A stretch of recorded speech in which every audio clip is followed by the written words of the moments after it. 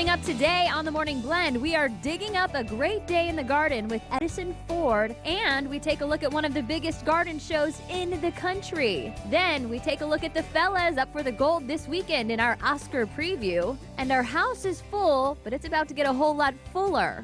All of that and so much more. It's going to be a great Tuesday. Let's get this great day started right now. It's a great day, so make it everything you want it to be. It's yours and it's mine. It's a great day to shine. A good day, a great week. Yes. Thanks to the return of Full House. Good Dang. morning. I'm Carly Wegner. Good morning, everyone. I'm Stephanie Summers. All right, so Florida is known for our beautiful sandy beaches and our tall, beautiful palm trees. Beautiful, aren't they? But how do you care for those palm trees that are right here in your own backyard? Fear not, we have the experts at the Edison Ford Winter Estates ready to help you grow a greener garden in no time, and is today's gardening go-to. Hi, I'm Debbie Hughes, Senior Horticulturist here at the Edison Ford Winter Estates Gardens. And here we are in our palmedum. We have several different kinds of palms we're going to talk about today, and this is your garden go-to. People love palms. I know they moved to Florida and they love that tropical look. So here we have a clumping palm fishtail, to be exact. And it's a little different than, say, something like the princess palm, which is more of a solitary palm. But there are two major differences when you plant palms. You want to make sure that if you have a self-cleaning palm, they have a green crown shaft usually. So that means the palm will break away from its source so you don't have to clean it yourself. But if you plant it over your driveway, that could be a disaster. It could break a windshield. So if you're going to do a palm, make sure it's far enough away from your driveway. But there is other types of palms that are not self-cleaning, and those are going to need to be pruned with a strong saw. A pruner may not be strong enough, maybe when they're young. But the major problem with pruning palms is that people over-prune them. So think of a clock face. You have the palms, and they do all the photosynthetic material in those fronds. They're going to cause nice growth of that palm. So if you prune them like 11 and 2 o'clock, which a lot of people do, or 11 and 1 o'clock, you're going to have a lot of problems. So try to keep your palms at 9 and 3 o'clock. I'm basically the palm fronds, you see? So that's the best way to deal with palms in Southwest Florida.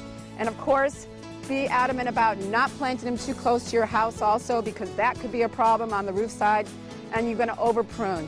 The only reason why palms should be pruned excessively is if it's a safety issue, and then you probably planted in the wrong place. So plant a palm, enjoy it, and here's to gardening at your estate. Oh, we love Debbie. Debbie. I know. Yeah. Just a wealth of knowledge there. Certainly. I like this. I did too. I'm not going palm to forget tree. that now. And if that wasn't enough to turn your brown thumb green, we have exactly what you need to keep that garden growing green in the cooler months with some Gardening 101.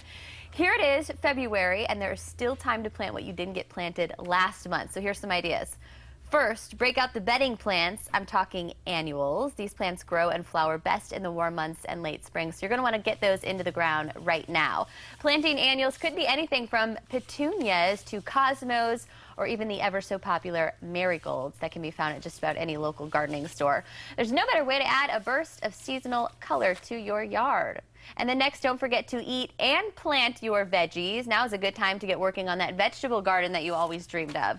But dream big, but it's always a good idea to start small. So now is a good time to plant those tomatoes, maybe some turnips, broccoli, beans, or even spinach and squash. And from bedding to veggies to beautiful backyard bulbs, there are a few that can still be planted in the late winter. You want to look for lily, butterfly, elephant ears, and that walking iris that is so beautiful.